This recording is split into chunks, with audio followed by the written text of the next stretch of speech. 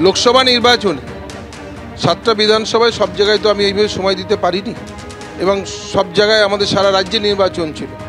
কিন্তু বাগদাতে যে উন্নয়ন আমরা করেছিলাম সেই উন্নয়ন নিরিখে আমরা ভোট পাইনি। এটা বিশ্বাস ছিল যে মানুষের কাছে যদি আমরা এটা তুলে ধরতে পারি যে বাগদার মানুষের জন্য বাংলার মানবিক মুখ্যমন্ত্রী মমতা বন্দ্যোপাধ্যায় লাস্ট 2 বছরে যে কাজ করেছেন, প্রায় 100 কোটি টাকা কাজ অনগোয়িং, আমাদের এইটাই উদ্দেশ্য ছিল যে মানুষের কাছে তুলে ধরার, এবং তাতে আমরা সাকসেস হয়েছি।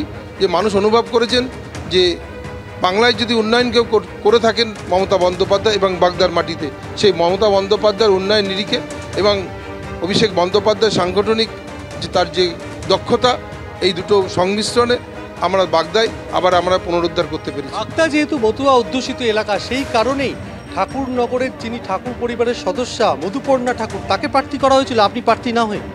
না, এইটা নয়, এটা প্রার্থী চয়েসটা একদম মুখ্যমন্ত্রী তিনি যেটা ঠিক করেছেন। আগামী প্রজন্মের ছেলেমেয়েরা, কম বয়সী মেয়ে অনেক দিন রাজনীতিতে থাকবে, নিশ্চিত তাকে জায়গা ছাড়তে হবে। অতএব মুখ্যমন্ত্রী যিনি প্রার্থী করেছেন সেটাই আমাদের কাছে অত্যন্ত সঠিক প্রার্থী হয়েছে। রাজ্যে পালা বদলের সময় 2011 সালে শেষবারের মতো তৃণমূল এখান থেকে জয়লাভ করেছিল। বাগদা একটা সাংগঠনিক দুর্বলতার কথা উঠে আসছিল, সেই কারণে এবারে নির্বাচনী প্রচারে আপনারা শুদ্ধিকরণের ডাক দিয়েছিলেন। এটাই কি তার ফলাফলের কারণ? না, নিশ্চিতভাবে আমাদের যে কিছু ঘাটতি যেগুলো ছিল সেগুলো আমরা মিটিয়ে নিতে পেরেছি। লোকসভা ভোটের পরে আমরা বুঝতে পেরেছি কোথায় কতটা আমাদের গাফিলতি, কোথায় কতটা আমাদের অসুবিধার মধ্যে আছে। সেইভাবে আমাদের সমস্ত নেতৃত্ব এসে সেই জায়গাগুলো আমরা কভার করতে পেরেছি, এবং এই জয় মমতা বন্দ্যোপাধ্যায়ের জয়, তার উন্নয়নের জয়, এবং অভিষেক বন্দ্যোপাধ্যায় সাংগঠনিকের জয়। শেষবেলার প্রচারে দেখা গেছিল যে ব্যারাকপুরের তৃণমূল সাংসদ পার্থভূমিকে হাত জোর করে ক্ষমা চাইতে, এটাই কি আপনাদের স্ট্র্যাটেজি? না, ঠিক, এটা তো অসুবিধা ছিলই আমাদের সাংগঠনিক দিক দিয়ে বলি, বা যারা ছিলেন পুরোনো দিনের তারা মানুষের কাছে সেইভাবে নিজেকে তুলে ধরতে পারিনি। আজকে এই যে ভোটের ফলাফল বেরোতে শুরু করেছে, দেখা যাচ্ছে মধুপর্ণা ঠাকুর পঞ্চম রাউন্ডের শেষে 12,000-এরও বেশি ভোটে এগিয়ে আছে, কি বলবেন?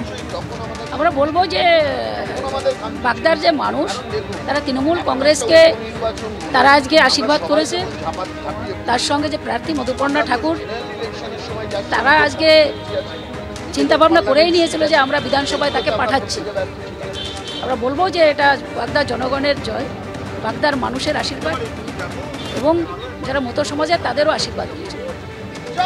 শুনলে যে দেখতে পাচ্ছ এই মুহূর্তে যে তৃণমূল কর্মীরা তারা জয় বাংলা স্লোগান দিচ্ছে, যে তৃণমূলের যে ক্যাম্প সেখানে, এবং তারা বলছেন যে এই যে ফল, এই ফল অপ্রত্যাশিত নয়, তারা যথেষ্ট চেষ্টা করেছিল এবং সাংগঠনিক যে দুর্বলতা ছিল সেই দুর্বলতা কাটিয়ে উঠে, অর্থাৎ যে আগের যে লোকসভা নির্বাচন কয়েক মাস আগে হয়েছিল 20,000-এরও বেশি ব্যবধানে শান্তনু ঠাকুর এগিয়েছিল বাগদা বিধানসভা থেকে, সেই ব্যবধান মিটিয়ে এবারে এখনও পর্যন্ত যা দেখা যাচ্ছে পঞ্চম রাউন্ডের শেষে 12,000-এরও বেশি ভোটে এগিয়ে রয়েছে।